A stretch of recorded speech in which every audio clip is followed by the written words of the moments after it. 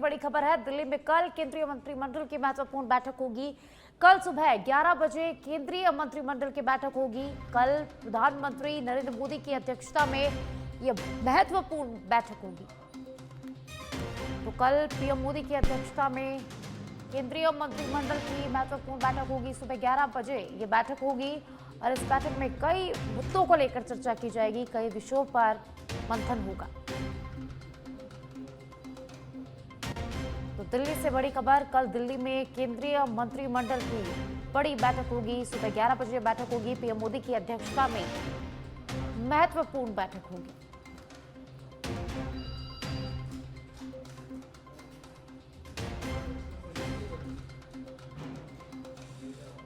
तो दिल्ली में कल सुबह 11 बजे केंद्रीय मंत्रिमंडल की बैठक होगी।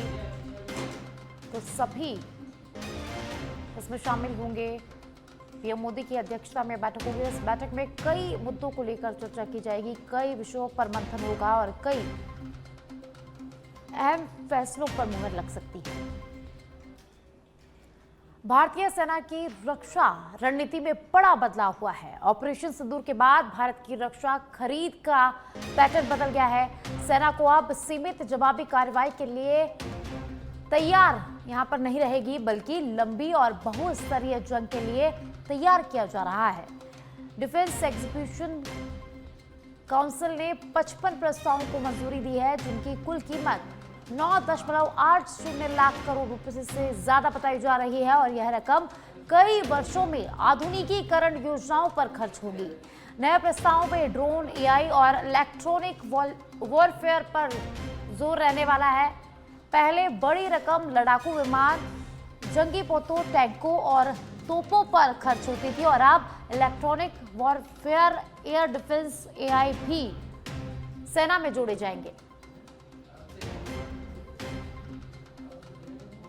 भारतीय सेना की रक्षा रणनीति में बड़ा बदलाव होने जा रहा है। डिफेंस एग्जीक्यूशन काउंसिल ने 55 प्रस्तावों को मंजूरी दी है, जिनकी कुल कीमत 9.80 लाख करोड़ रुपए से ज्यादा बताई जा रही है और यह रकम कई वर्षों में आधुनिकीकरण योजनाओं पर खर्च होगी। नए प्रस्तावों में ड्रोन, एआई और इलेक्ट्रॉनिक वॉरफेयर पर जोर रहने वाला है। और अब चेन्नई से खबर है, सरकारी स्कूलों में अब नहीं चलेगी नेतागिरी। तमिलनाडु की विजय सरकार ने स्कूल कॉलेज के कार्यक्रम में नेताओं की एंट्री पर रोक लगा दी है। तमिलनाडु सरकार ने स्कूलों में राजनीतिक कार्यक्रमों पर रोक लगाई है। स्कूलों में राजनेताओं की एंट्री पर बैन लगा दिया गया है। स्कूलों में नेताओं और कार्यकर्ताओं की एंट्री पर पूरी तरह से रोक लगाई गई है। एक मंत्री की ओर से छात्रों से उपजे विवाद के बाद यह बड़ा निर्णय लिया गया है। राज्य के एडवोकेट जनरल विजय नारायण ने जानकारी देते हुए बताया कि मद्रास हाईकोर्ट को इस फैसले से संबंधित सर्कुलर की जानकारी दी है। स्कूलों में अब सिर्फ शैक्षणिक गतिविधियों की ही यहां पर अनुमति रहने वाली है। दरअसल 2 जुलाई को उद्योग मंत्री एस कीर्तना विरुद्धनगर एक स्कूल में गए थे, जहां उन्होंने एक छात्रा से अंग्रेजी में सवाल पूछा था और छात्र जवाब नहीं दे पाए तो उसे डांट लगा दी थी। और इस मामले में सीएम विजय ने बड़ा फैसला लिया है। मामला पता चलने के बाद सीएम विजय ने नेताओं की एंट्री पर स्कूल में बैन लगा दिया है।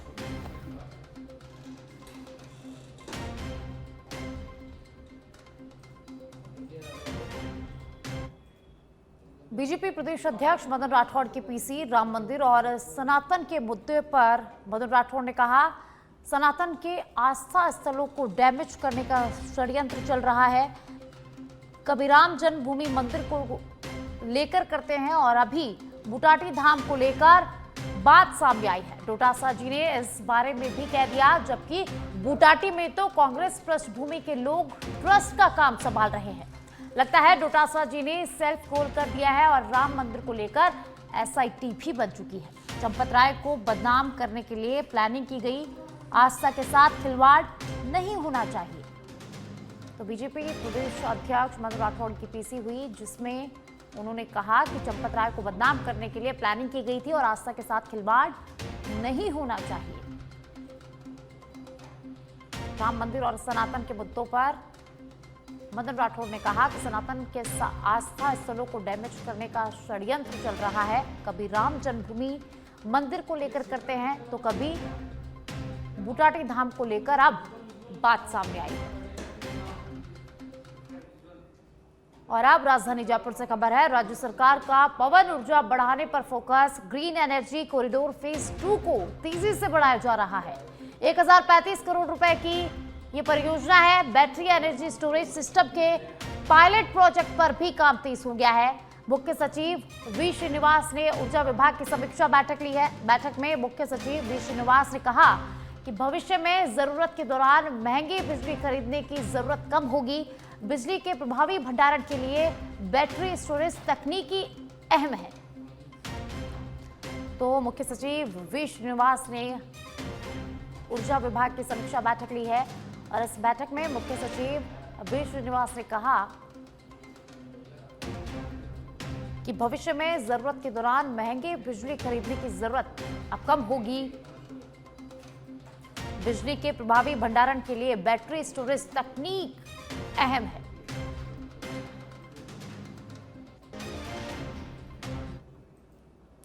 राजस्थान विधानसभा अपने 75वें स्थापना वर्ष के उपलक्ष्य में अमृत महोत्सव का आयोजन करने जा रही है। 15 जुलाई से शुरू होने वाले इस वर्ष भर चलने वाले कार्यक्रम का उद्घाटन लोकसभा अध्यक्ष ओम बिरला करेंगे, जिसमें पहली से 16वीं विधानसभा तक के पूर्व और वर्तमान सदस्य एक मंच पर मौजूद रहेंगे। समापन समारोह में उपराष्ट्रपति एवं राज्यसभा सभापति सीपी राधाकृष्णन शामिल होंगे। इस अवसर पर विधानसभा के नए प्रतीक चिन्ह का लोकार्पण और परिसर के 13 द्वारों का नामकरण भी किया जाएगा।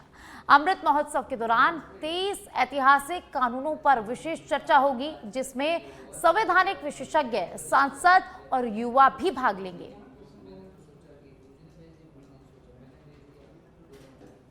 राजस्थान में ओबीसी राजनीति को नई दिशा देने के उद्देश्य से कांग्रेस 16 जुलाई को जयपुर में ओबीसी एडवाइजरी काउंसिल की पहली बैठक आयोजित करेगी।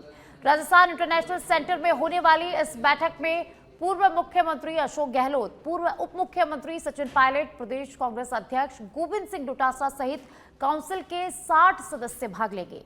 लोकसभा में नेता प्रतिपक्ष राहुल गांधी के निर्देश पर गठित इस काउंसिल में सत्ता और संगठन में ओबीसी वर्ग की जनसंख्या के अनुपात में भागीदारी, राजनीतिक प्रतिनिधित्व और भविष्य की रणनीति पर विस्तृत मंथन किया जाएगा। बैठक के बाद सुझावों के आधार पर एक विस्तृत रिपोर्ट भी तैयार की जाएगी।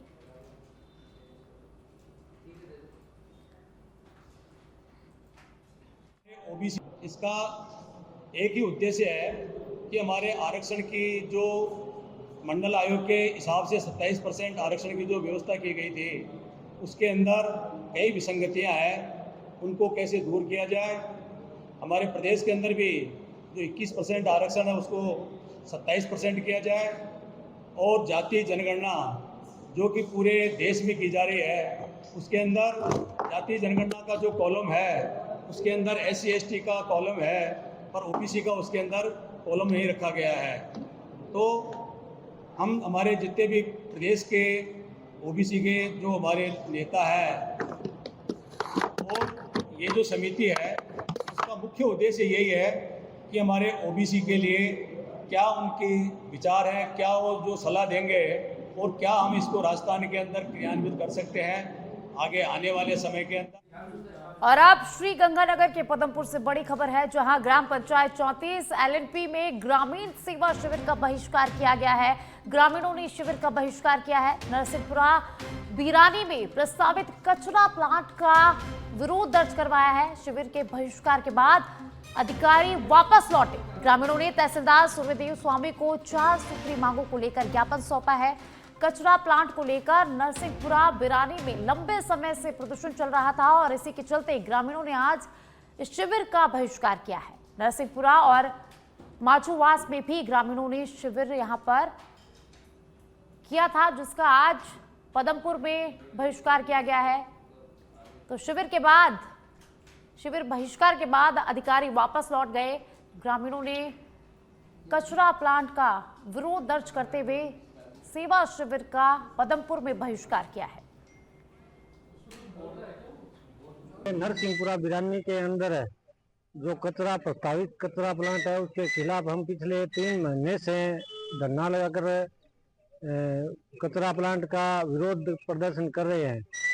हमने कल लगभग 12 किलोमीटर बड़ी संख्या में पैदल मार्च भी किया था, लेकिन जो कचरा प्लांट नेतेवाला में बनना था और 48 घंटों के अंदर अंदर प्रशासन के दबाव के अंदर उसको नरसिंहपुरा बिरानी में शिफ्ट किया जा रहा है। हम वहाँ पे एक गौशाला गोविंद गोदाम गौशाला है और LNP नहर जो हमारे लगभग 50 से 60 गांवों की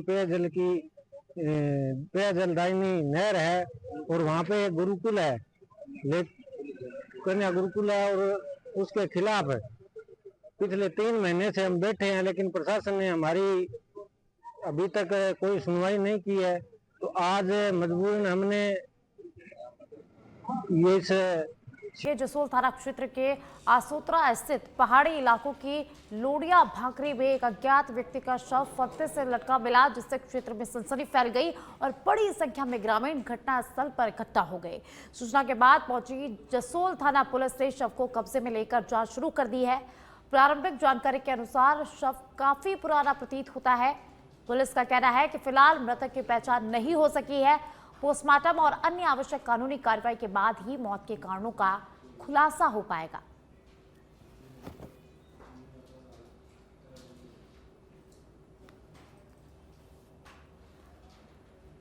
सिरोही जिले के बरलूट थाना क्षेत्र के जावाल में पत्नी की हत्या को प्राकृतिक मौत बताकर पुलिस और परिजनों को गुमराह करने की सनसनीखेज साजिश का पुलिस ने पर्दाफाश कर दिया है। पत्नी की मौत को हार्ट अटैक साबित करने की पूरी कहानी रचने वाले शातिर पति को पुलिस ने गिरफ्तार कर लिया है। आरोपी ने पहले पत्नी को 10 दिन पूर्व कोयम्बटूर में ले जाकर योजनाबद्ध तरीके से घटनाक्रम तैयार किया और फिर अहमदाबाद और उदयपुर घुमाकर यह दिखाने की कोशिश की कि सब कुछ नॉर्मल है, सब कुछ सामान्य है। लेकिन पुलिस की मनोवैज्ञानिक जांच और कड़ी पड़ताल के आगे उसकी पूरी साजिश ध्वस्त हो गई। पुलिस अधीक्षक पुष्पेंद्र सिंह राठौर ने प्रेस कॉन्फ्रेंस कर बताया कि उदयपुर के सेलिब्रेशन मॉल में पत्नी से खरीदारी करवाई और साथ में फोटो भी खिंचवाई, ताकि बाद में यह साबित किया जा सके कि पत्नी के साथ उसके रिश्ते पूरी तरह से सामान्य थे। और अब पुलिस ने आरोपी को गिरफ्तार कर लिया है।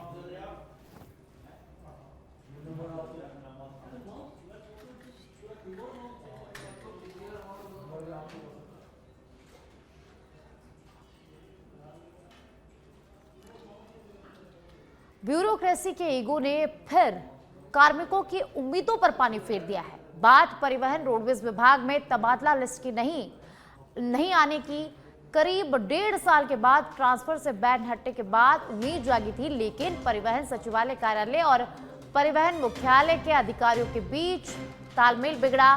तबादला सूची के नामों के लिए परिवहन आयुक्त और मुख्यालय के अधिकारियों को ज्यादा तवज्जो नहीं दी। विभाग के मुखिया डिप्टी सीएम भी इस पूरी कहानी में बेबस नजर आए। हालांकि जैसे तैसे मतभेद दूर कर अंतिम दिन सीएमओ में फाइनल तबादला सूची भेजी, लेकिन तब तक देर हो चुकी थी।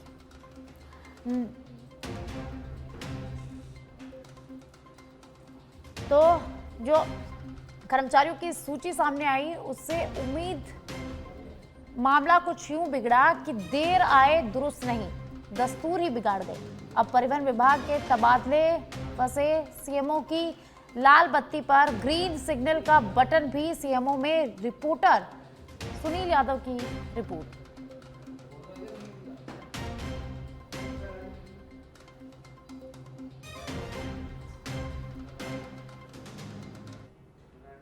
यशस्वी केंद्रीय गृह और सहकारिता मंत्री अमित शाह का स्नेह एवं मार्गदर्शन सदैव नई ऊर्जा प्रदान करता है। राष्ट्रहित, संगठन सुदृढ़ीकरण और जनसेवा के प्रति उनका नेतृत्व सदैव प्रेरणा स्रोत है।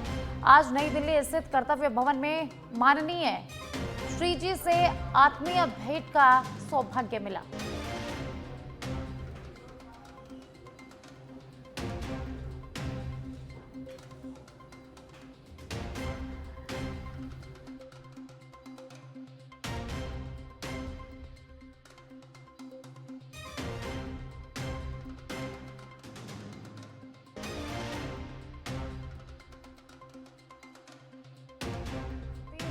दुनिया की गृह मंत्री अमित शाह से मुलाकात हुई है।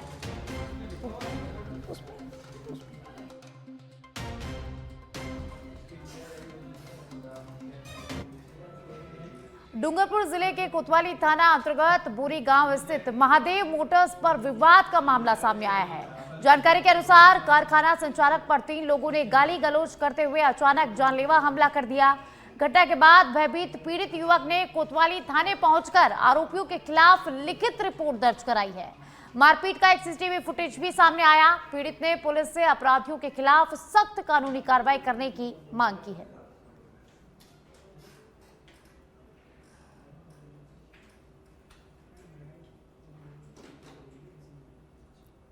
हमारे महादेव मोटरपुरी के नाम से शॉप है। यहाँ कुछ आदमी आए हैं जो बोलेरो लेके आए थे, 3 जने सवार। उन्होंने आकर हम काम कर रहे थे, उस टाइम आकर अचानक आकर उन्होंने जानलेवा हमला किया।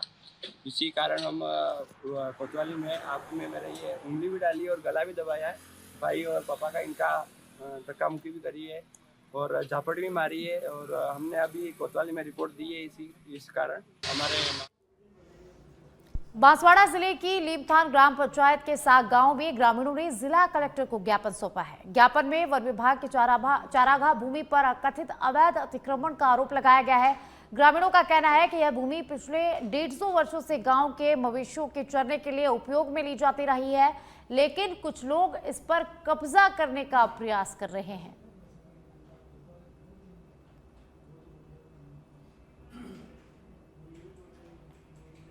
नोखा गांव बाईपास के नजदीक एक भीषण सड़क हादसा होने से हड़कंप मच गया है। गेहूं की बोरियों से भरा एक तेज रफ्तार ट्रेलर अचानक अनियंत्रित होकर सड़क किनारे पलट गया। हादसे के बाद ट्रेलर में भरा भारी मात्रा में गेहूं सड़क पर बिखर गया, जिससे कुछ देर के लिए यातायात बाधित हो गया। हादसा किस वजह से हुआ, इसके सही कारणों का अभी तक पता नहीं चल पाया है। सूचना मिलने के बाद मौके पर पुलिस पहुंची और पुलिस ने पूरे मामले की जांच अब शुरू कर दी है। झुंझुनू में विश्व जनसंख्या पखवाड़ा समापन के अवसर पर जिला स्तरीय सम्मान समारोह का आयोजन किया गया। परिवार कल्याण और जनसंख्या स्थिति स्थिरीकरण कार्यक्रमों के उत्कृष्ट कार्य करने वाले स्वास्थ्य कर्मियों, डॉक्टरों, एएनएम, आशा सहयोगिनियों और ग्राम पंचायतों को सम्मानित किया गया है। खेतरी पंचायत समिति जिले में प्रथम स्थान पर रही, जिसे 2 लाख रुपए की प्रोत्साहन राशि प्रदान की गई।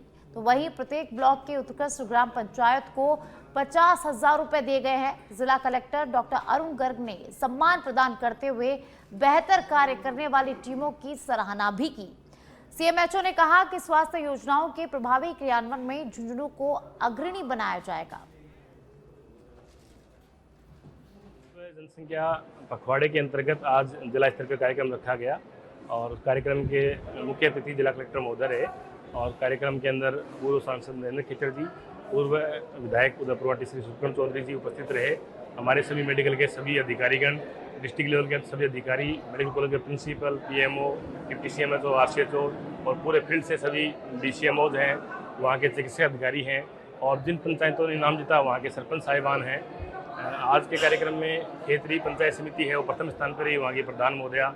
इस प्रकार से समस्त जो हमारे इस साल पूरे साल के अंदर प्रजा कल्याण में जिन्होंने अच्छा काम किया है उन सबको आज सम्मानित किया गया।